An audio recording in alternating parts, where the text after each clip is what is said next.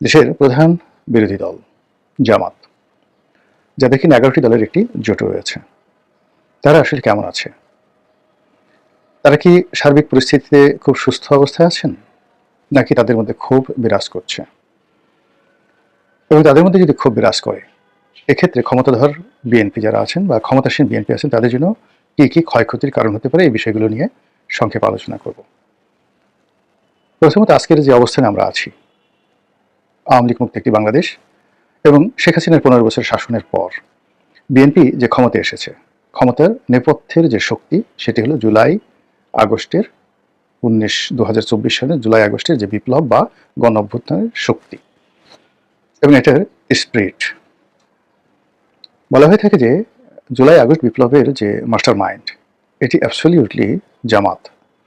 এবং জামাতের প্ল্যান এ, বি বা জামাতের যে প্রক্সি টিমগুলো ছিল, তারাই আসলে এখানে মূলত এই জুলাই আগস্ট বিপ্লবের নেপথ্য কারিগর। পরবর্তীতে ডক্টর মোহাম্মদ ইউনূস ক্ষমতায় আসা, তারপর উপদেষ্টা মণ্ডলীদের ক্ষমতা গ্রহণ, এর সঙ্গে মার্কিন ডিপ স্টেট পলিসির অনেক সংযোগ ছিল, যোগাযোগ ছিল। কিন্তু কার্যত গত 17টি মাস ধরে সরকারের উপর যে আধিপত্য, বলতে গেলে শতভাগ আধিপত্য এবং নিয়ন্ত্রণ ছিল জামাতের এবং এনসিপির। তো সেই অর্থে তারা যেভাবে নির্বাচনের কথা ভাবছিল, যেভাবে বিজয়ী হওয়ার হিসাবপত্র করছিল, সেটি হয়নি। এবং সেটি না হওয়ার কারণে তারা এই গত 17 মাস ধরে যে একটা সুখকর অবস্থায় ছিল, এটি হঠাৎ করে এখন তাদের জন্য বিষাদ সিন্ধুতে পরিণত হয়েছে।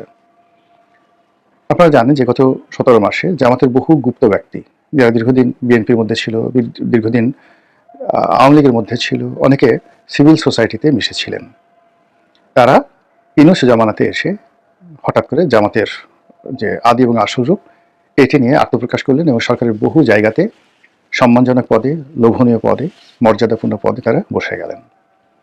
কিন্তু বিএনপি সরকার ক্ষমতা আসার সঙ্গে সঙ্গে অনেকটা ঝড়ের গতিতে, উল্কার গতিতে এই যে পদ পদবিগুলোতে জামাতের আধিপত্য ছিল, সেখানে রীতিমতো ব্যবচ্ছেদ করে দিয়েছে। অনেককে বাদ দিয়েছে, অনেকের চাকরি যায় অবস্থা, এবং আগামীতে অনেকের বিচার হওয়ার বা অনেকের বিরুদ্ধে মামলা হওয়ার সম্ভাবনা প্রকট। বিশেষ করে ডক্টর মোহাম্মদ ইউনূস এবং তার উপদেষ্টা মণ্ডলীদের বিরুদ্ধে মামলা করার জন্য অনেক পক্ষ নিষ্পিস করছে। আওয়ামী লীগের লোকজন প্রাণান্ত চেষ্টা করছে, দরকার হলে তারা ফাইন্যান্স করবে।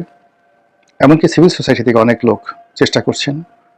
এবং এই মামলা মোকদ্দমা হলে সঙ্গত কারণেই এর সঙ্গে জামাতের অনেকে জড়িয়ে যেতে পারেন। এক, 2 নম্বর হলো যে এখানে যে বিষয়টি ইন্ডেমনিটি দেওয়া হয়েছিল গত 17 মাসে, সেটা হলো পুলিশ হত্যা সহ আগস্ট মাসের পরে যে সকল ঘটনা ঘটেছে একটা নির্দিষ্ট সময় পর্যন্ত, এখানে অনেকগুলো খুন হয়েছে, জখম হয়েছে, হত্যাকাণ্ড হয়েছে, এবং এটিকে বিপ্লবের অপরিহার্য অংশ হিসেবে বর্ণনা করা হচ্ছে। এবং এই বিষয়গুলো নিয়ে যদি মামলা মোকদ্দমা হয়, তাহলে অনেকেই ফাঁসবে।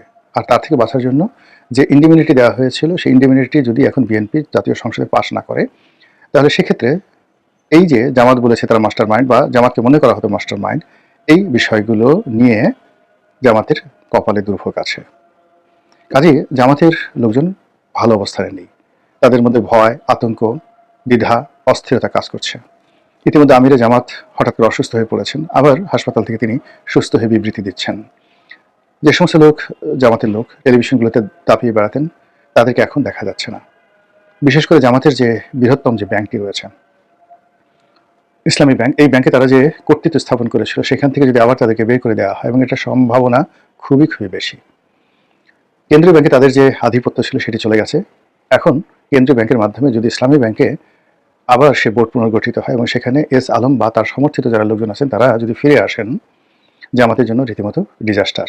রাজনীতি করার চেয়ে তখন তাদের যে আগের জমানাতে পালিয়েছিলেন, এটি তাদের জন্য লাভজনক হয়ে পড়বে।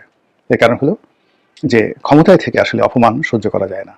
আপনি ক্ষমতার বাইরে থেকে যখন নিগৃহীত হবেন, লাঞ্ছিত হবেন, জেলে যাবেন, জুলুমগ্রস্ত হবেন, তখন ওটা মেনে নেওয়া যায়। কিন্তু আপনি একই সঙ্গে সংসদে যাচ্ছেন এবং গত 17 মাস ধরে আপনি ক্ষমতা ভোগ করেছেন, অলনে ছাড়েন, আপনার কোনোই ক্ষমতা নেই, আপনার বিরুদ্ধে মামলা হচ্ছে, দেশের বিভিন্ন অঞ্চলে আপনি অপদস্থ হচ্ছেন, আপনার নেতাকর্মীরা মামলার পড়ছে, অনেকে মারধর খাচ্ছে।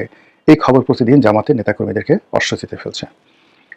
অন্যদিকে হাসনাত, সার্জিস, মাহফুজরা যারা ছিলেন এই বিপ্লবের মাস্টার মাইন্ড বলেন বা বিপ্লবের সম্মুখ সারির নেতা, তারা এখন এনসিপি শিরোনামে যে রাজনৈতিক দল করেছে, যেটি কিংস পার্টি হিসেবে আখ্যায়িত হয়েছিল, তা এখন জামাতের যাকে বলা হয় জোটে আছে।